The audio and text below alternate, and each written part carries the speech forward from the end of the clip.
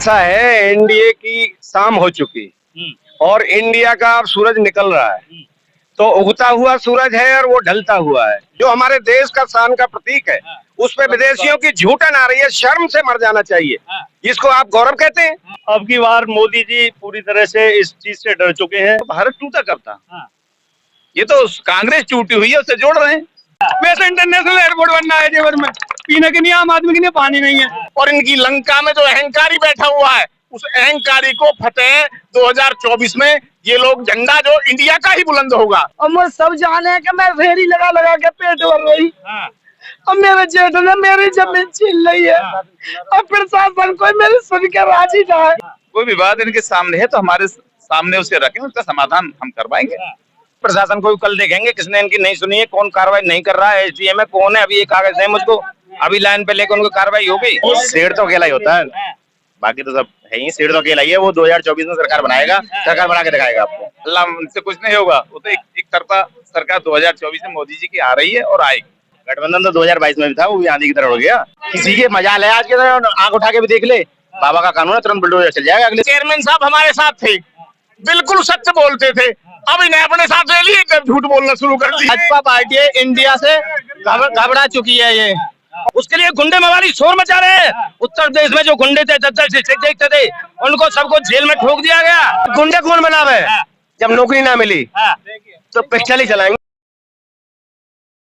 नमस्कार, स्वागत है आप सभी का हमारे आज के इस खास प्रोग्राम में हर मुद्दे पर सवाल। जी हाँ, मैं आपके साथ परविंदर गिरी। आज हम मौजूद हैं जेवर की पावन धरती पर, जहां एशिया का सबसे बड़ा एयरपोर्ट बनने जा रहा है। आपको बता दें, आज हमारा जो मुद्दा है, मेन मुद्दा है, कौन बनेगा देश का प्रधानमंत्री। जी हाँ, एनडीए वर्सेस इंडिया ... तो आप देख सकते हो सभी मेहमान हमारे साथ मौजूद हैं और यहाँ जनता भी मौजूद है, चाहे भारतीय जनता पार्टी से हो, चाहे समाजवादी पार्टी से हो, चाहे आम आदमी पार्टी से हो, चाहे और भी अन्य पार्टी से हो। तो सबसे पहले मेहमानों का परिचय कराएंगे हम। तो भारतीय जनता पार्टी से धर्मेंद्र अग्रवाल जी हैं, पूर्व चेयरमैन रहे थे। और आपको बता दें आम आदमी पार्टी से जय नारायण जी हैं। और आपको बता दें समाजवादी पार्टी से नवाब जी हैं हमारे साथ, और नरेंद्र नागर जी हमारे साथ, विजेंद्र जी एडवोकेट जी हमारे साथ, और हमारे नीरज भाई भी है, चमन भी जी है।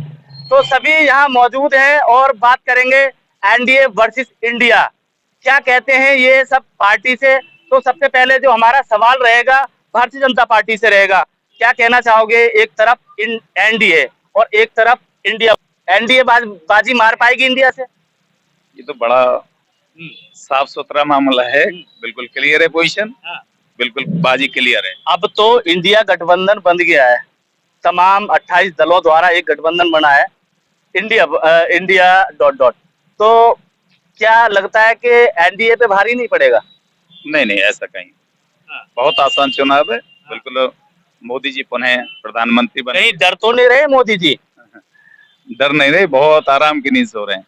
तो विपक्ष का कहना है, लगातार कह रहे हैं कि जो सिलेंडर अभी तत्काल में 200 रुपए कम किया है, कि मोदी जी डर गए इसलिए कम किया है, पहले तो कितनी महंगाई थी। देखिए, तो इंटरनेशनल मार्केट है, जब विदेश में कच्चा माल मद्दा हो जाता है तो यहाँ मद्दा हो जाता है, तेज हो जाता है, तेज हो जाता है। भाई तो कंपनियों के पूरे अधिकार है, जब उनका बाहर में जब कच्चा तेल मद्दा हुआ तो उसी में गैस निकलती है। तो इंडिया में जब वो कच्चा तेल जब हम विदेश में मद्दा हुआ तो यहाँ मद्दा कर दिया सिलेंडर। तो समाजवादी पार्टी से विजेंद्र जी हमारे साथ मौजूद है। सर, क्या कहना चाहोगे, क्या अब की बार एनडीए पार्टी को हरा पाएगी इंडिया पार्टी? ऐसा है, एनडीए की शाम हो चुकी और इंडिया का अब सूरज निकल रहा है। तो उगता हुआ सूरज है और वो ढलता हुआ है, सीधा सा है। अब आप खतौली देख लीजिए, घोसी देख लीजिए, मैनपुरी देख लीजिए, अब इसमें आपको आइडिया लग जाएगा कि उनका सूरज ढलने की तरफ है या उगने की तरफ है। और यहाँ पूरा देश, सारे प्रदेश, 40 मिनिस्टर सब घोसी में लगे हुए थे। आप देख लीजिए, जमानत जब्त कर गए हो, जमानत नहीं बचा पाए। तो क्या लगता है अब की बार इंडिया जो गठबंधन है वो पार जाएगा 2024 में? 1000% इंडिया पार जाएगा। और आप ये समझिए, जो अन्य योजनाओं में इन्होंने सिलेंडर, बिजली के कनेक्शन दिए थे, आज लोगों के सिलेंडर घरों में रखे हैं, भरवा नहीं पा रहे। पहले सरकार थी, कांग्रेस सरकार रही थी, काफी सालों रही थी, तो क्या कहना चाहोगे, पहले कुछ ऐसा बदलाव देखने के लिए मिला था, भारतीय जनता पार्टी कहती है कि काफी बदलाव है, गरीबी हटा दी हमने, ये सब कुछ बोल रहे हैं। जब कांग्रेस के टाइम में 400 रुपए का सिलेंडर था, तब ये लोग लकड़ियों पे लौकी रखते थे कि भाई ये पकेगा कैसे, 400 रुपए का सिलेंडर हम नहीं भर पाएंगे। आज 1200 के पे भी वो लौकी कहाँ गई, कहाँ लौकी रखने वाले गए, अब ये आप देख ही रहे हैं, सब जनता देख रही है, सब कुछ देख रहा है।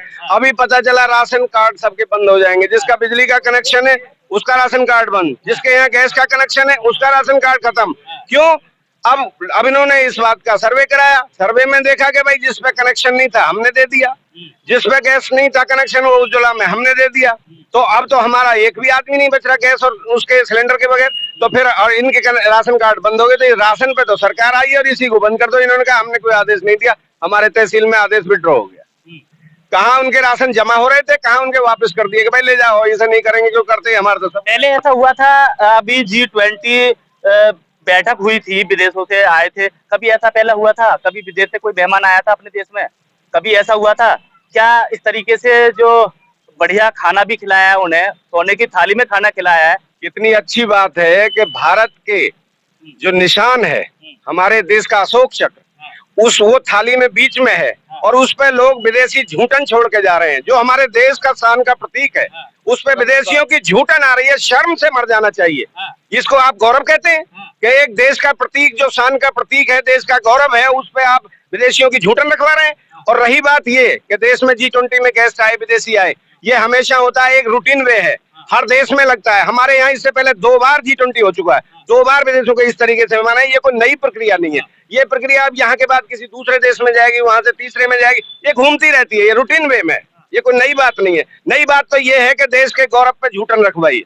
देखिए, मैं भारतीय अन्नदाता किसान यूनियन का राष्ट्रीय प्रवक्ता योगेश चौधरी चौरौली, आज जो आप डिबेट कर रहे हैं, मैं तो एक बात कहना चाहता चलो हूँ। आप ही का मुद्दा ले लेता हूँ, किसान संगठन से हो आप, एशिया का सबसे बड़ा एयरपोर्ट है जेवर एयरपोर्ट, क्या कहना चाहोगे, यहाँ किसानों के लिए तरक्की नहीं हुई क्या? किसान खुशहाल नहीं है क्या? लगता नहीं है कि सरकार अच्छा काम, बढ़िया काम कर रही है? नहीं, एयरपोर्ट लेके देखिए, सरकार से उम्मीद है, किसान ज्यादा से ज्यादा उम्मीद करता है कि किसान को सरकार, जब किसान की जमीन लेती है सरकार, तो सरकार से ये वो रहता है, आशा रहती है कि वो ज्यादा से ज्यादा किसान को जो उसकी जमीन का मुआवजा दे, ज्यादा से ज्यादा लाभ दे, और जब किसान को वहां से हटाया जाए। इसलिए मैं आप ये कहना चाहता हूं आपके चैनल के माध्यम से, जो सरकार किसानों के हित की बात करेगी, किसानों के अनाज के मूल्य की बात करेगी, किसानों की जमीनों का उचित मुआवजा देगी, वही किसान उस सरकार के साथ में है।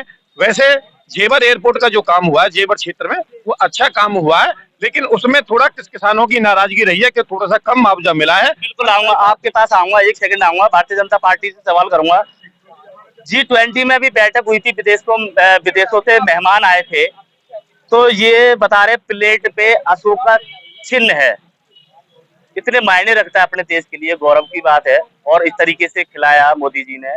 और विपक्ष का तो ये भी आरोप है कि अपने देश में इतनी गरीबी है, उसी गरीबी को लेके और सोने के बर्तनों में खाना खिलाया जा रहा है मेहमानों को। गरीबी हटानी चाहिए देश से पहले। क्या कहना है? देखिए, मेहमान विदेश से आए तो मेहमान तो किसी भी घर पे आए, वो जिसके दरवाजे पे मेहमान आता है, अच्छे से अच्छा खिलाता है, अच्छे बर्तन में खिलाता है, तो इसमें कौन सी गलती कर दी है? भाई विदेशी मेहमान आए, आज विदेश से 20 देशों के बड़े बड़े हमारे राष्ट्रपति प्रधानमंत्री आए, ये पहला इतिहास है जो ये G20 इंडिया में हुआ, पहला इतिहास है। अन्यथा हमारे इंडिया के लीडर बाहर जाके उसमें शामिल होते थे। आज इंडिया के हमारे मोदी जी ने अध्यक्षता की है 20 देशों, तो ये बहुत बड़ा उपलब्धि है और बहुत बड़ा विकास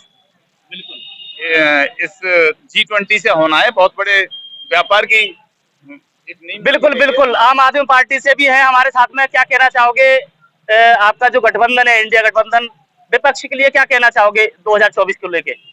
2024 में अब की बार इंडिया की ही सरकार बनेगी, क्योंकि अब की बार मोदी जी पूरी तरह से इस चीज से डर चुके हैं। इसलिए उन्होंने सिलेंडर पर रेट घटाए और कई चीजों पे उन्होंने रेट घटाने पर उनका मंथन चल रहा है कि जिससे कि इंडिया की सरकार जो है पीछे रहे। लेकिन मुझे पूर्ण विश्वास है कि अब की बार 100% जो है इंडिया की। आपने संगठन का नाम इंडिया डॉट डॉट रख लिया, अब तो भारत करने वाले हैं मोदी जी, भारत करने वाले हैं, क्या कहना चाहोगे? उसके बारे में मैं ही कहूंगा कि भारत तो वो पहले भी था, लेकिन उसका नाम बदल के वो एक गलत कर रहे हैं। उसे इतिहास बदलने में उन्हें अच्छा नहीं है कि इस इतिहास को बदलें। मेरा मानना है कि वो इंडिया पहले भी था और भारत भी था, दो नाम तो पहले भी थे और एक हिंदुस्तान भी था तीसरा नाम, लेकिन उसे बदल के वो एक गलत कर रहे हैं पूरी तरह से। मेरा जो है यही कहूंगा कि उसे ना बदलें तो ही बेटर है।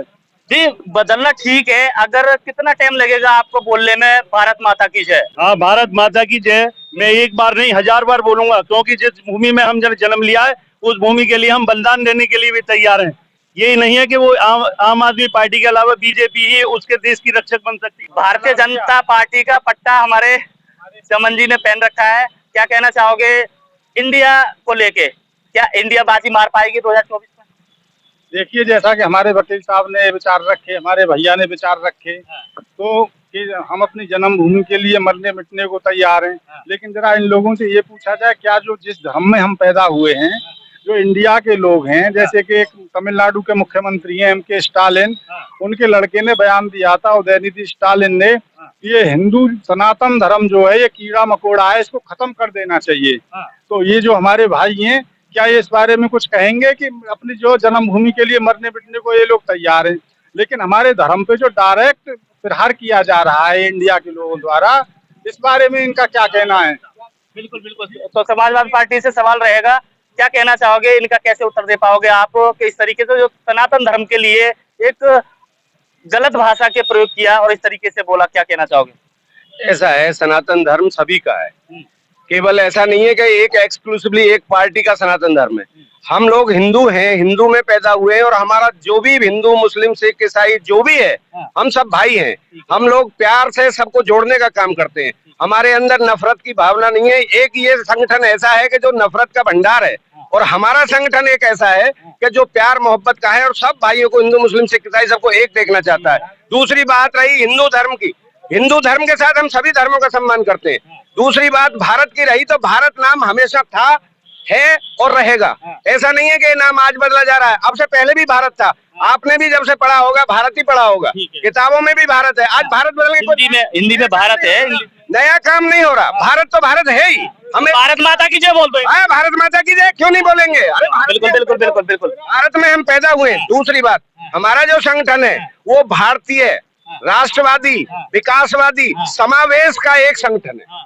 हम खुद भारतीय हैं, हमारे संगठन का नाम भारतीय है। कोई अगर कोई भी सनातन धर्म को, अगर कोई भी किसी सनातन धर्म पे टिप्पणी करता है तो कैसा लगेगा आपको? किस तरीके से क्या सजा होनी चाहिए उसको? वो गलत है, किसी भी धर्म पे टीका टिप्पणी करना गलत है, किसी भी धर्म पे टीका टिप्पणी करना गलत है, चाहे वो मुस्लिम हो, चाहे वो सिख हो, चाहे वो ईसाई हो, चाहे वो हिंदू हो, चाहे वो सनातनी हो। नूपुर शर्मा ने मुस्लिमों पे कुछ टिप्पणी की थी मोहम्मद साहिब पे, तो नूपुर शर्मा का घर से निकलना बंद कर दिया गया, उसको जान से मारने की धमकी दी गई। इन भाई साहब ने एक बार भी ये नहीं कहा कि हाँ उस स्टालिन के वो है क्या, तमिलनाडु में कीड़ा मकोड़ा है, वो अपने बाप की आड़ में छिप के बयान दे रहा है। वो जो M.K. स्टालिन का लड़का है उदयनिधि स्टालिन, अपने बाप की आड़ में छिप के बयान दे रहा है वो।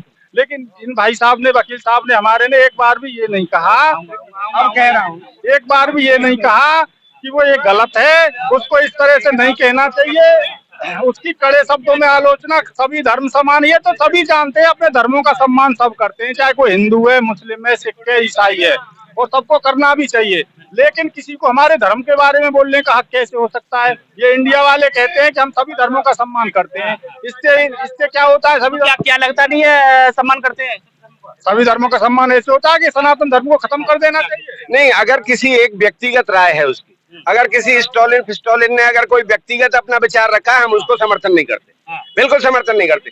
हम इंडिविजुअल एक्सक्लूसिवली अगर कोई इंडिविजुअली कोई बयान देता है, वो उसका पर्सनल बयान हो सकता है, ये किसी पार्टी का और किसी का बयान नहीं है। अगर उसने किया है तो गलत किया है, हम उसका समर्थन नहीं करते। एक बात और, ये राहुल गांधी जी विदेशों में जाके अपनी बात रखते हैं, अब यहाँ G20 था, यूरोप में जाके अपनी बात मीडिया के सामने, आपने सुना होगा क्या क्या कह रहे हैं राहुल। अरे कोई बात कहनी है अपनों के बीच कहो, अपने देश में कहो, ये विदेशों में जाके विदेशी मीडिया के सामने इस तरह से बात करना, ये क्या है? ये इंडिया वालों को समझना चाहिए कि जब नाम इंडिया रखने से इंडिया नहीं होता कोई, कि इंडिया नाम रख लिया तो हम इंडिया हो गए, ऐसे नहीं होता। राहुल गांधी को ये समझना चाहिए कि अपने लोगों के बीच अपनी बात रखनी चाहिए। बिल्कुल तो बिल्कुल हाँ हमारे देश के सुप्रीमो का बयान, अगर हमारे देश के सुप्रीमो का बयान सुना जाए चाइना में कि मैं भारत में कैसे पैदा हो गया, हमारा तो नसीब ही खराब था। क्या हम ऐसे ऐसे बयानों के बारे में क्या कहेंगे एनडीए के बारे में? देखिए, हमारे देश के जो सुप्रीमो हैं वो सन 2000 से सत्ता में हैं, 99 से सत्ता में हैं और 2023-24 चल रहा है। 24 साल से जिसको जनता स्वीकार कर रही है, उसके बारे में इस तरह के जो है नहीं कहा जा सकता कि वो इस तरह से बयान देता है या कुछ देता है। कभी दिए होंगे पता नहीं, हमने तो कहीं देखे नहीं है। लेकिन जो 24 साल से लगातार आदमी सत्ता में है, उसके बारे में इंडिया वाले क्या कहेंगे? ये तो इनका ये ढंगे खिसियानी बिल्ली खंबा नो, 24 आने तो आपको पता लग जाएगा क्या होगा। 60 में अंतर है। जिस पार्टी की आप बुराई कर रहे हैं वो 60 साल रही है सरकार में। बिल्कुल आपके पास भी एक सेकंड भारतीय जनता पार्टी के धर्मेंद्र अग्रवाल जी हैं, उनसे बात करने की कोशिश करेंगे। सर क्या कहना चाहोगे? कांग्रेस पार्टी ने रैली निकाल, राहुल गांधी ने रैली निकाली थी, भारत जोड़ो यात्रा निकाली थी, क्या लगता है कि भारत टूट गया था पहले, अब जोड़ने का काम कर रहे हैं? देखिए, ये तो राहुल जी को ही पता है भारत टूटा कब था। भारत तो इकट्ठा है, बड़ी ताकत में है, पूरे विश्व में आज बहुत बड़ी ताकत में भारत उभरा है। तो भारत टूटा कब था? ये तो कांग्रेस टूटी हुई है, उसे जोड़ रहे हैं। ये कहते हैं अब फिलहाल में जो इंडिया गठबंधन हुआ है, जब से कह रहे हैं कि जुड़ेगा भारत जीतेगा इंडिया, तो क्या कहना चाहोगे? कैसा इस तरीके से ये लगातार इनकी जो मीटिंग है वो चल रही है और जो मिशन है 2024 का सभी पार्टी के लोग लेके घूम रहे हैं, उन पे क्या कहना चाहोगे? देखिए, विपक्ष में कहीं कुछ दिखाई दे रहा है? भाई, एक बिल्ली के आगे 1000 चूहा इकट्ठे हो जाए तो क्या घंटी बनती है बिल्ली के कभी? तो मोदी जी तो एक छत्र, और ऐसा नहीं है, उनकी नीति है, देश को आगे बढ़ाने की नीति है, जनता को जोड़ने की नीति है, देश को अखंडता की तरफ लेके जा रहे हैं, ताकत की तरफ लेके जा रहे हैं, विकास की तरफ लेके जा रहे हैं। कौन हराने वाला आप? जन जन उनसे खुश है। भाई, किसान पक्ष भी रखेंगे? हाँ, क्या मुद्दा है आपका? सरकार बनाने में, बिगाड़ने में किसान गरीब मजदूर का महत्व। कोरोना काल जैसे समय में भी किसान ने देश की आर्थिक व्यवस्था को, जीडीपी को बनाए रखा है। ठीक है, ये आपस में लड़ते रहते हैं सारी पार्टी वाले। ये कौन है सरकार बनाने और बिगाड़ने वाले?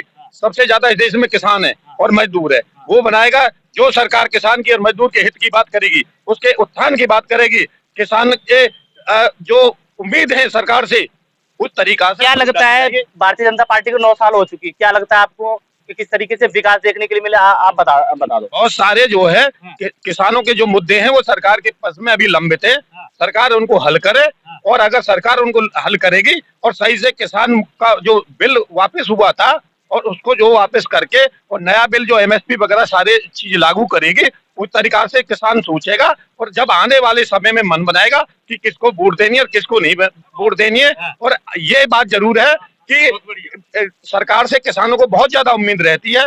किसानों के लिए सरकार ने कुछ किया है, लेकिन किसान उससे ज्यादा उनसे जो आशा रखता है कि एयरपोर्ट बना दिया, लेकिन एयरपोर्ट बनाने के साथ साथ इस क्षेत्र में किसानों के बच्चों के लिए जो बेरोजगार हो रहे हैं, उनके लिए बहुत रोजगार के मुद्दे हैं। उनको किसी को कोई रोजगार नहीं मिल रहा है। इसलिए हम सरकार से ये चाहते हैं कि वोट बाद में करें, पहले किसान और गरीब मजदूर के हित की बात करें, क्षेत्र के हित की बात करें। रोजगार की बात आ रही है जी, रोजगार नहीं है देश में, गरीबी है देश में, तो क्या कहना चाहोगे?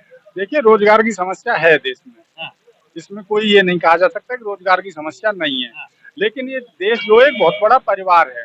अब इसमें हमें ओवरऑल ये देखना होगा कि सरकार ने आखिर रोजगार दिए तो कितने दिए, और नहीं दे पा रही है तो उसके क्या कारण हैं, उसकी जड़ में हमें जाना चाहिए।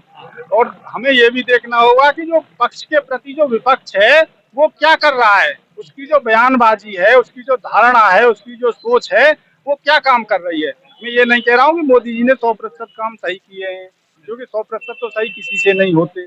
अब जब आदमी अपने घर में ही हमें देख लेना चाहिए कि घर चलाने में हमें जो कितनी दिक्कतें आती हैं, तो वो कितना बड़ा देश चला रहे हैं।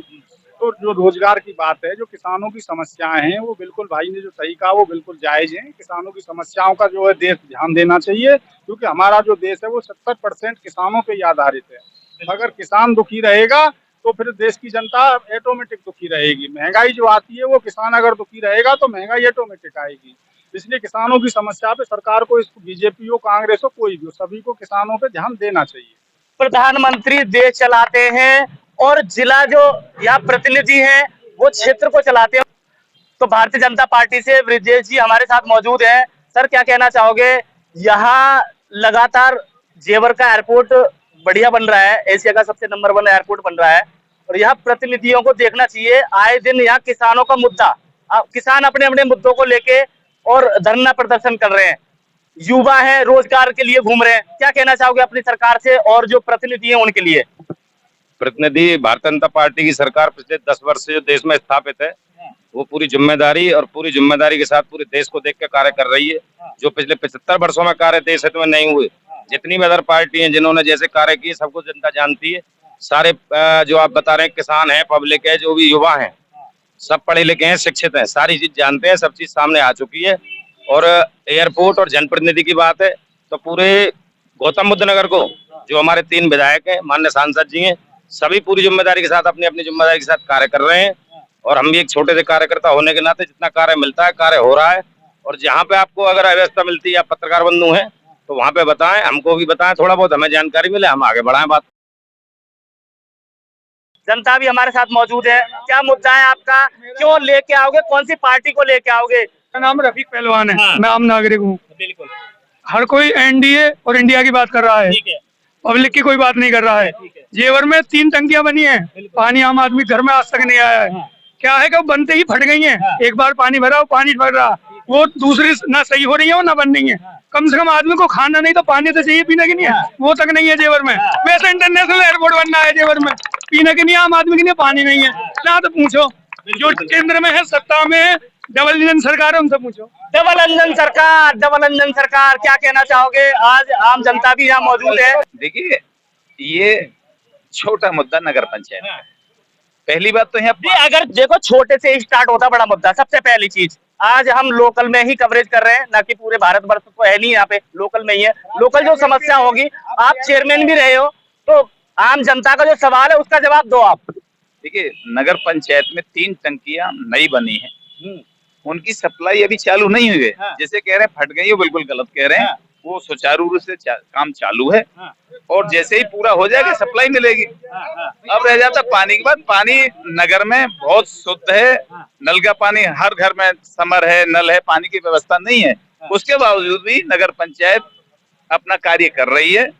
3 टंकियां नव निर्माण में हैं, लाइन बिछ चुकी है। जो कमी है पूरी होने पर सप्लाई सबको मिलेगी। बिल्कुल, क्या कहना चाहोगे आप बताओ? ऐसा जो आप विकास और रोजगार की बात कर रहे थे, तो यहाँ रोजगार जो कंपनियां 1000 आदमियों को रोजगार देती थी, आज उसमें 200 आदमी है। किसी भी कंपनी में आप जाकर इसका सर्वे करा सकते हैं। जो कंपनी 1000 एम्प्लॉय रखती थी, आज उसके पास केवल 200 एम्प्लॉय है। 800 का रोजगार खो चुके। 2 करोड़ रोजगार और 4 करोड़ रोजगार की तो बात छोड़िए, जिनको ऑलरेडी रोजगार पे थे वो 1000 में से 200 रह गए। और दूसरी बात यह है, हमारे प्रिय भाई चेयरमैन साहब ने एक बात कही, 100 चूहे अगर मिल जाए तो बिल्ली के गले में घंटी नहीं बांध सकती। लेकिन 100 चूहों ने खतौली में बांध दी घंटी, घोसी में बांध दी घंटी, मैनपुरी में बांध दी घंटी, जेवर में बांध दी घंटी और जहांगीरपुर में बांध दी घंटी। तो इस घंटी के बारे में क्या कहोगे आप? इस घंटी के बारे में ये कहेंगे कि जो चुनाव हुआ था ये 7 सीटों पे हुआ था। इसमें से 4 एनडीए ने जीती और 3 इंडिया ने जीती है। और जो उपचुनाव होता है वो बेसिकली क्या होता है कि वो सरकार विरोधी नीतियों पे हो जाता है।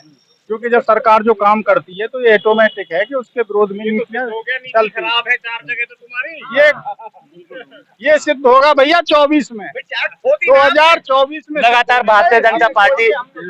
भारतीय जनता पार्टी योजनाएं लेके आ रही है, चाहे गरीब कल्याण योजना हो, आवास योजना हो, तमाम योजनाएं। क्या पहले पार्टी में योजना इस तरीके से रही थी? क्या योजना रही थी बताओ? तमाम देखिए, सबसे पहले तो आपने इंडिया और एनडीए के बारे में कहा। ठीक है। एक अहंकारी, आपने देखा था, एक लंका में एक ऐसा अहंकारी बैठ गया था जिसको विध्वंस करने के लिए श्री रामचंद्र जी ने जन्म लिया। और रामचंद्र जी ने अपने दलित, शोषित, पिछड़े, वंचित जितने भी नल नील इन सबको इकट्ठा करके और समुद्र पार करके और लंका पर चढ़ाई की और लंका को फतेह किया।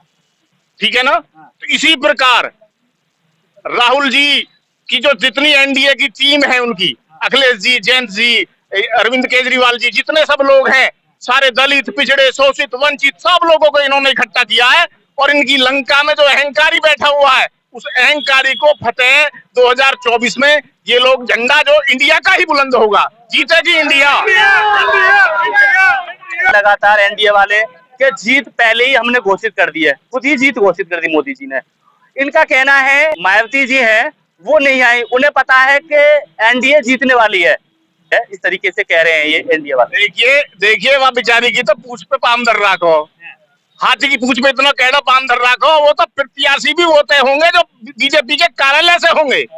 अगर जिस सीट पर अगर यहाँ कौन प्रत्याशी जीत रहा है तो इसी जाति का कोई प्रत्याशी खड़ा करके और केवल इंडिया को हराने का केवल बसपा काम करेगी और कुछ नहीं, केवल कुछ नहीं।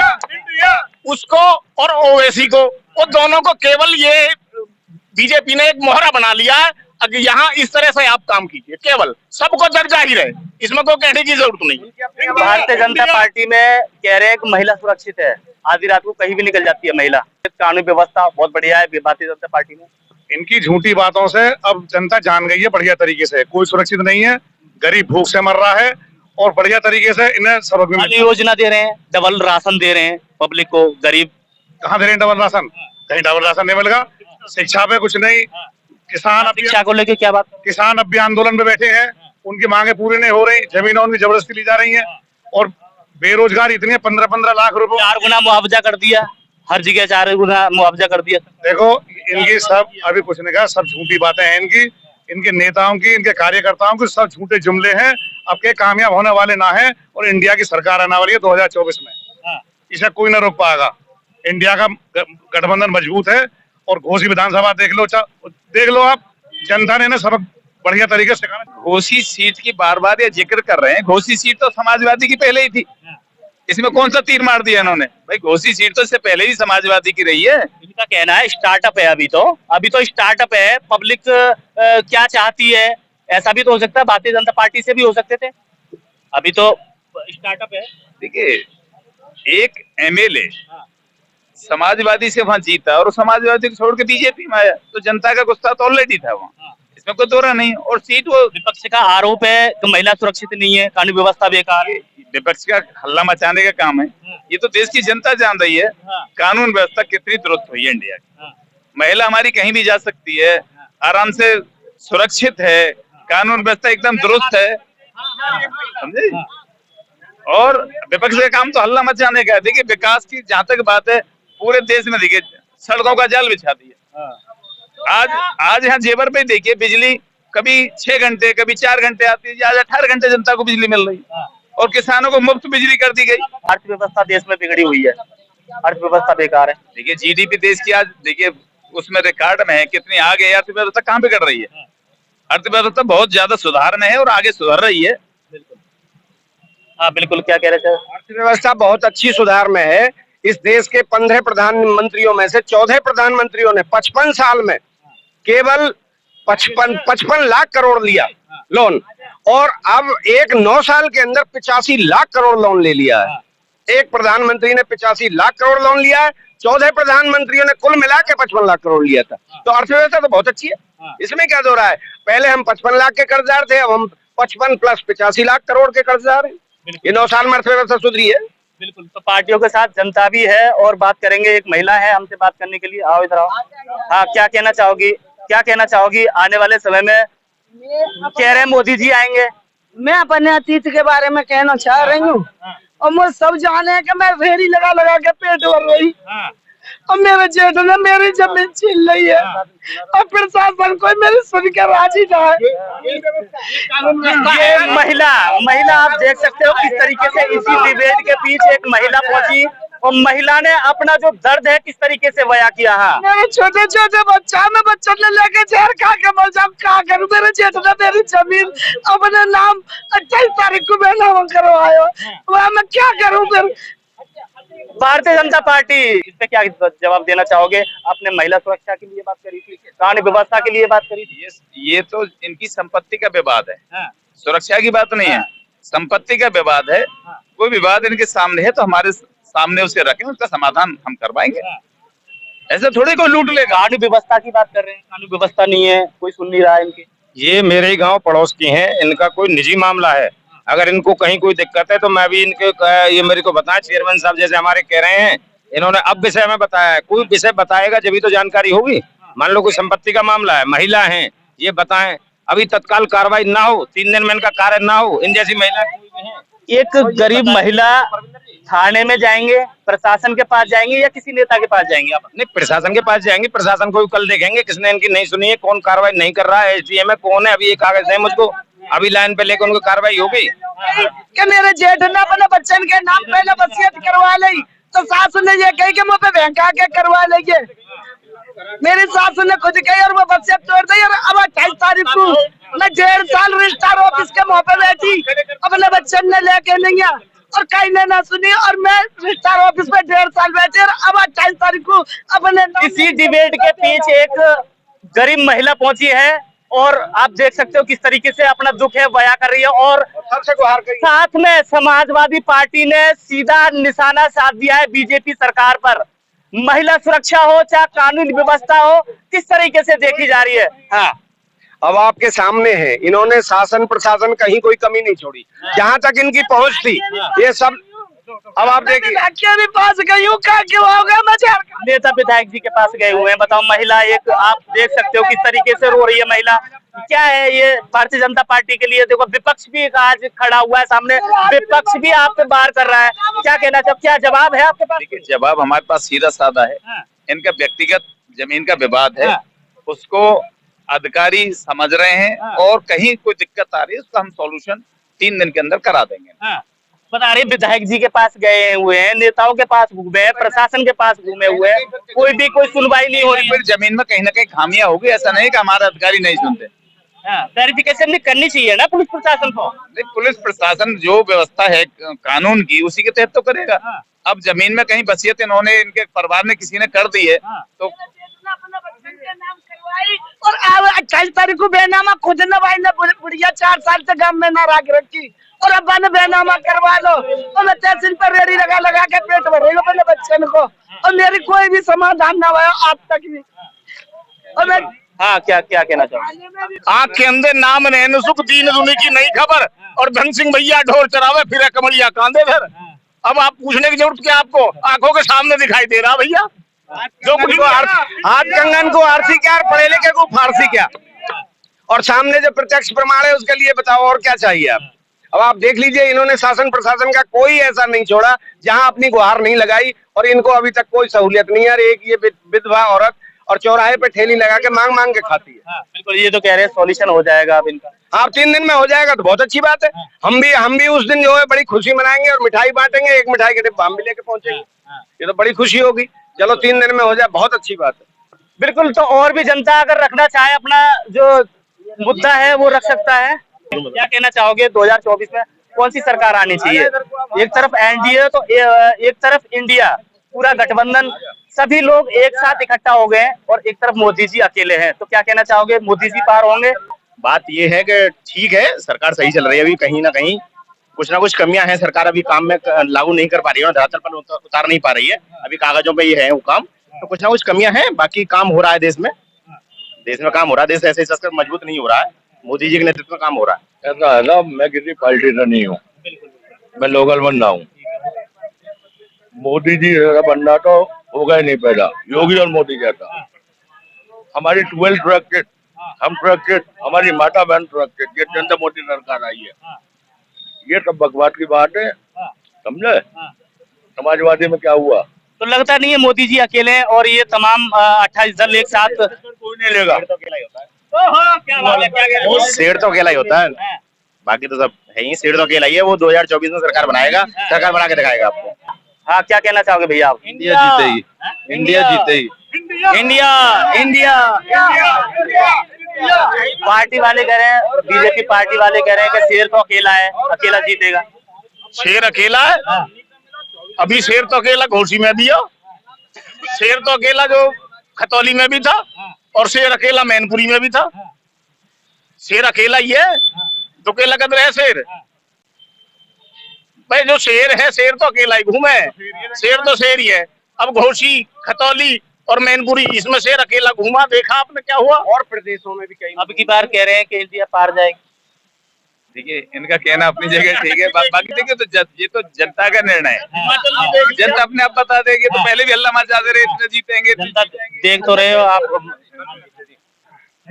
नागर जी भी हैं माननीय भाई साहब, मेरे भी उनसे संबंध है पुराने, समाजवादी के लोग सभी हैं माननीय, आम आदमी पार्टी के भी हैं, बीजेपी के भी लोग सभी हैं।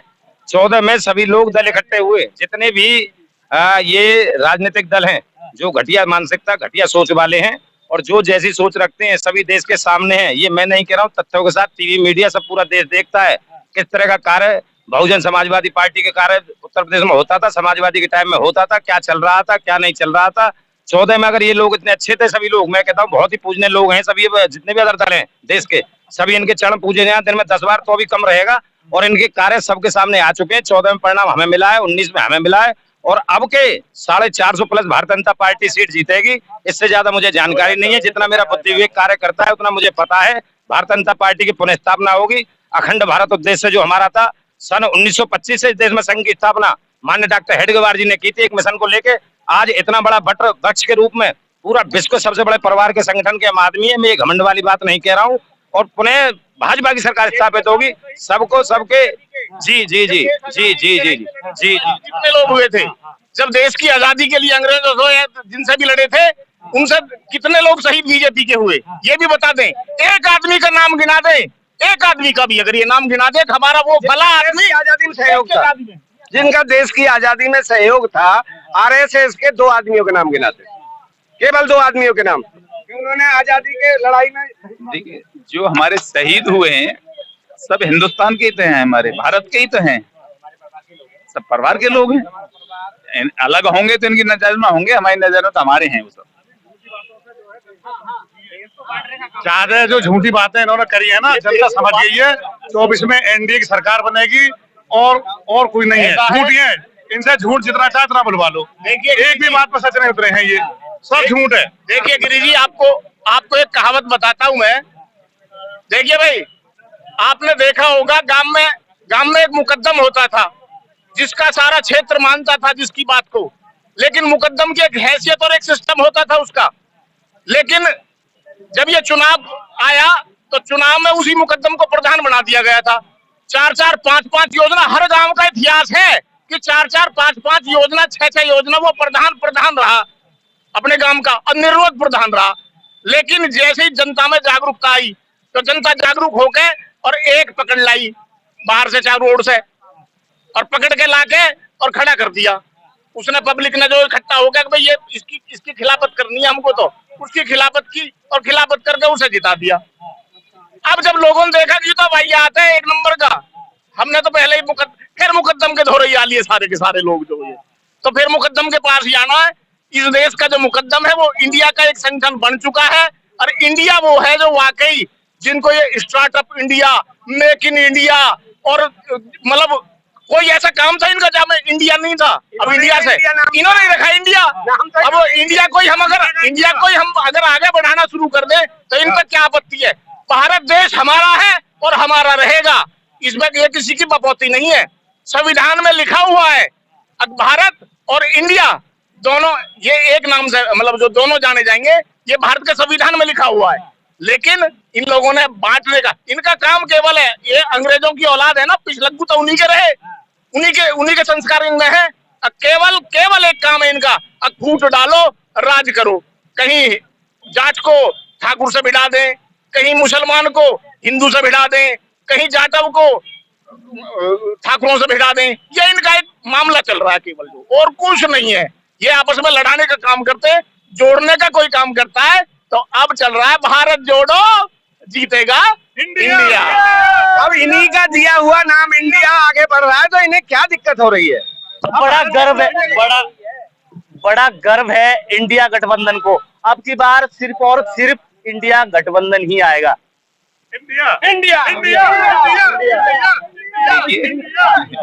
ये तो अब जनता तय कर देगी, ये तो एक जनता तय कर देगी कि कौन आएगा।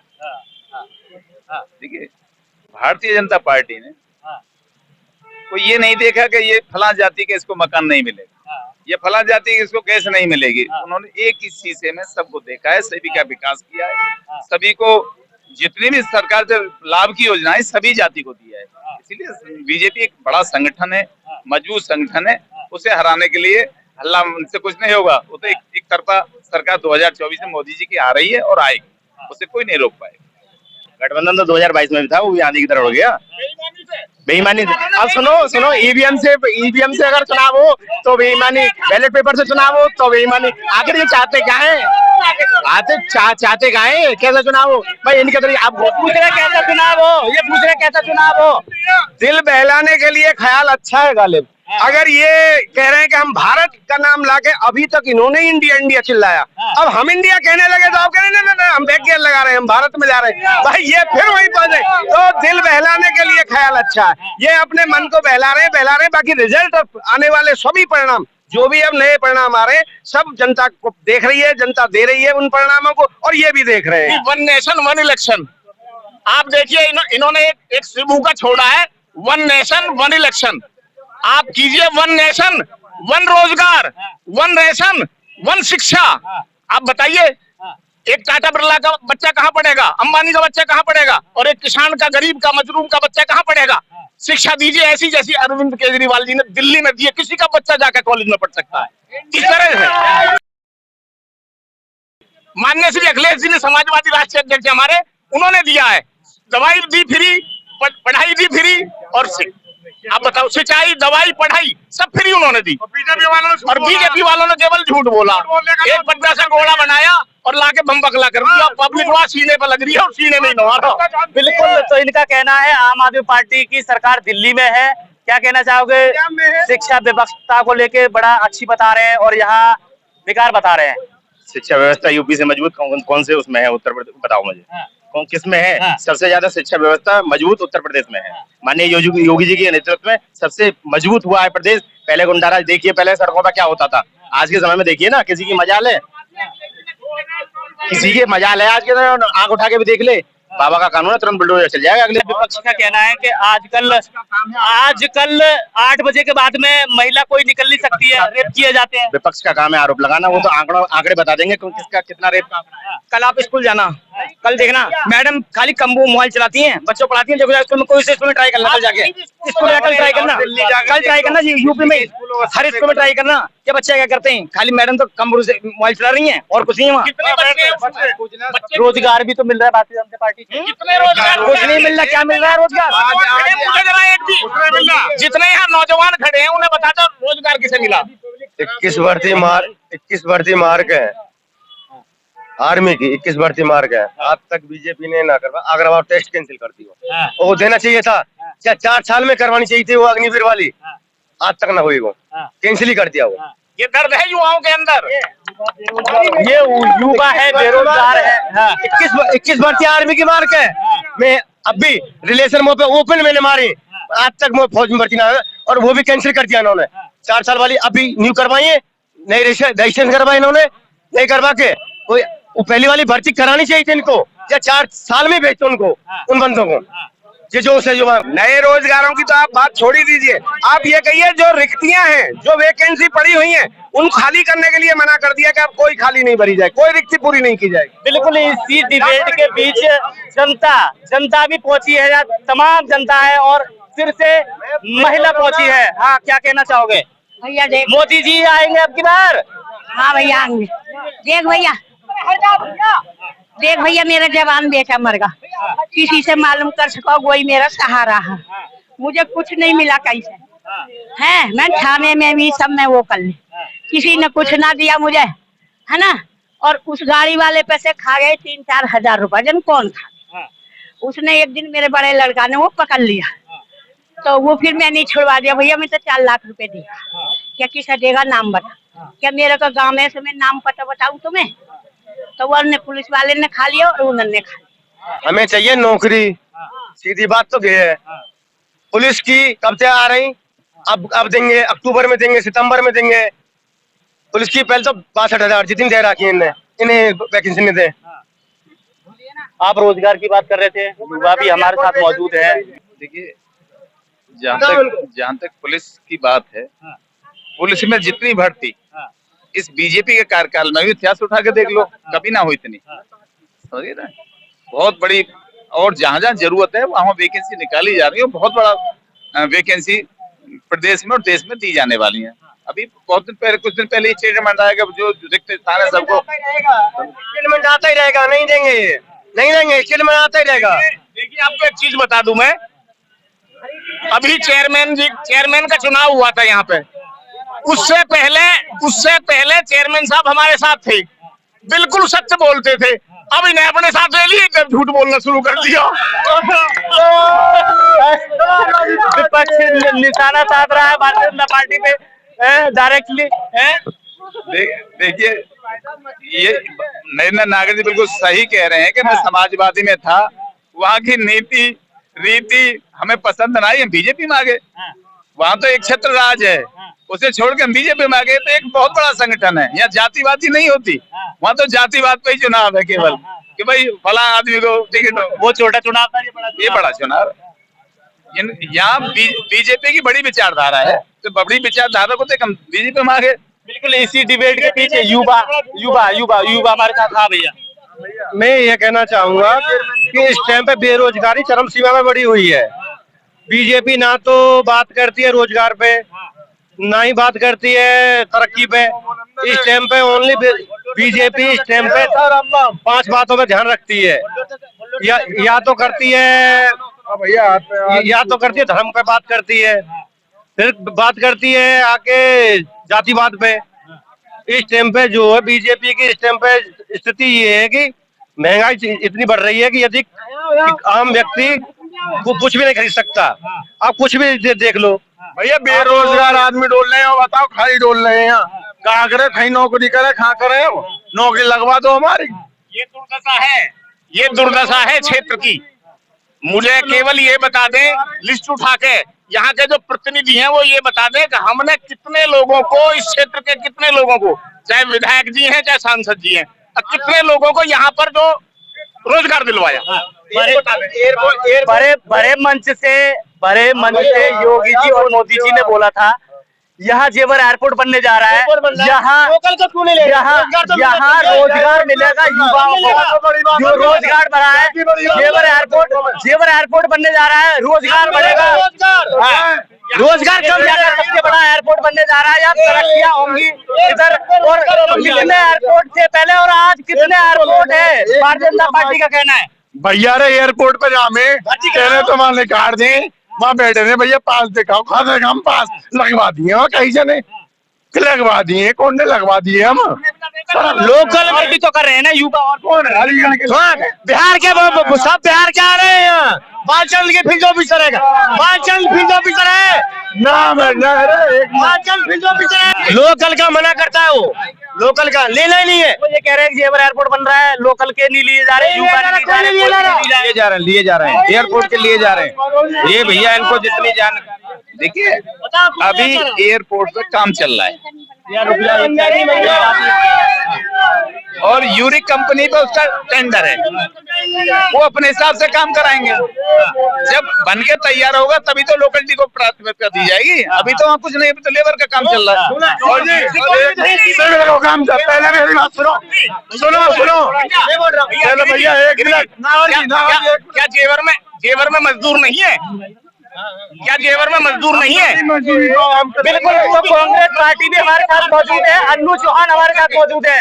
बिल्कुल, अन्नू चौहान जुड़ चुके हैं। अन्नू जी, क्या कहना चाहोगे? भारतीय जनता पार्टी कह रही है यहाँ जेवर एयरपोर्ट हो गया और देश में तमाम एयरपोर्ट है, रोजगार है, युवाओं का रोजगार है, गरीबी हटा दी हमने, तमाम मुद्दों पे बातें की हमने। ये कह रहे हैं कि अब की बार सिर्फ और सिर्फ एनडीए ही आएगी, सिर्फ और सिर्फ मोदी जी को शेर बता रहे हैं। सिर्फ और सिर्फ मोदी जी शेर है और बाकी जो विपक्षी है वो ढिंढोरा पीटते रह जाएंगे, इस तरीके से आरोप लगा रहे हैं। देखिए, मेरा एक छोटा सा सवाल है, मेरी किसी दुश्मनी नहीं है, सबसे मेरा भाईचारा है।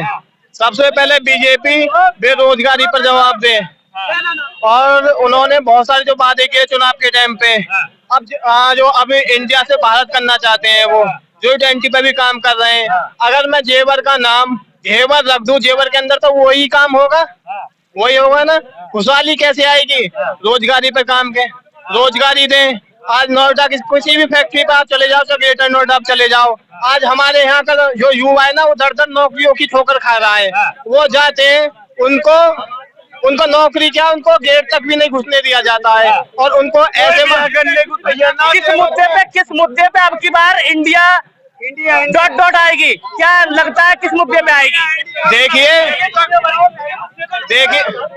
देखिए इंडिया उभर कर आएगा और ये जो भाजपा पार्टी है इंडिया से घबरा चुकी है ये, और जब इनके पास कुछ नहीं होता है नाम चेंज करते हैं या हिंदू मुसलमान को लड़ाते हैं। इनका कोई भी अपने एक विकास पे आके एक वोट मांगे, इनके पास में कोई भी कांग्रेस आरोप लगा रही है भारतीय जनता पार्टी से, कराती है बीजेपी पार्टी, क्या कहना चाहोगे? दोबारा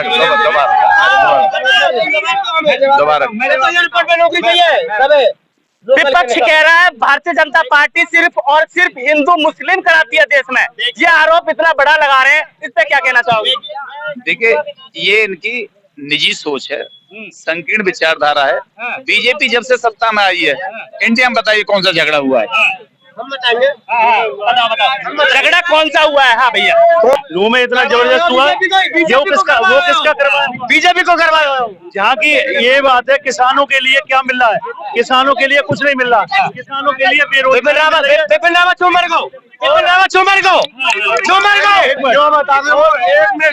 कल को कोई ब्याह करे वो हमारे लिए कोई क्या पूछेगा एयरपोर्ट बने नौकरी कर तो खाते बिपिन रावत चोमर को तो हादसा खोया को ये कह रहे नौने कराया भारतीय जनता पार्टी देखिए नौच की जहाँ तक बात है, वो उपद्रवियों ने उपद्रव किया तो सरकार ने ठोक के उनको सजा दी है। कितने के खिलाफ के मुकदमे लिखे हैं, जो उपद्रवी थे उनके जमीन जायदाद मकान दुकान नष्ट किए हैं, बुलडोजर चलाए हैं वहाँ सरकार का, कानून व्यवस्था सरकार ने तुरंत दुरुस्त की है वहाँ।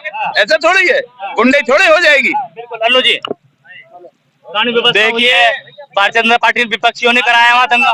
भारतीय जनता पार्टी के जो सारे मुद्दे, भाजपा जनता पार्टी को हर युवा से लेके हर जनता उनको जानती है, वो कैसे कैसे वादे करती है। वो भारतीय जनता पार्टी को सब जान चुके हैं, सब फेंकती है वो, और वो एक भी अपने विकास पर वोट मांगे। इंडिया को छोड़ो, G20 को छोड़ो, यहाँ दिल्ली के अंदर G20 हुआ, हमारे देश के अंदर इतने ये बेरोजगारी का डाटा दें सबसे पहले। और जो हमारे नोएडा में मेरे पे कम से कम 100 फोन आते हैं मेरे सुबह तक, उन्हें पहले क्या डिप्लोमा करे हुए, बीटेक करे हुए दर ठोकरे खा रहे हैं। सबसे पहले रोजगार की बात करें। ये पहले तो इनका तहे दिल से स्वागत, जानकारी के लिए तहे दिल से इनका स्वागत। और ये जो कह रहे हैं कि उसका बीजेपी वाले उसका डाटा दें 75 साल में जो देश नष्ट कर दिया इन्होंने, 3 बार बंटवारा कर दिया कांग्रेस पार्टी ने, देश को बर्बाद कर दिया, गर्द कर दिया, उसका जवाब कौन देगा? कांग्रेस विपक्ष कह रहा है कि भारत जोड़ने का काम किया हमने। भारत जोड़ने का काम नहीं किया, टूट गया। इनके पूर्वजों ने 3 बार देश का बंटवारा खंडित कर करके किया इन्होंने। जवाहरलाल नेहरू, महात्मा गांधी, इन्होंने देश को गर्द में कर दिया, बर्बाद कर दिया, नाश कर दिया। और अब माननीय मोदी जी के नेतृत्व में एक अच्छा शासक के रूप में देश में एक व्यवस्था बनाई जा रही है, उसके लिए गुंडे मवाली शोर मचा रहे हैं। उत्तर प्रदेश में जो गुंडे थे, देखते थे, उनको सबको जेल में ठोक दिया गया। अब इनको ये दर्द है, गुंडागर्दी नहीं चल पा रही है। गुंडे कौन बनावे? गुंडे कौन बनावे? जब नौकरी ना मिली तो पिस्टल ही चलाएंगे, जान रखियो।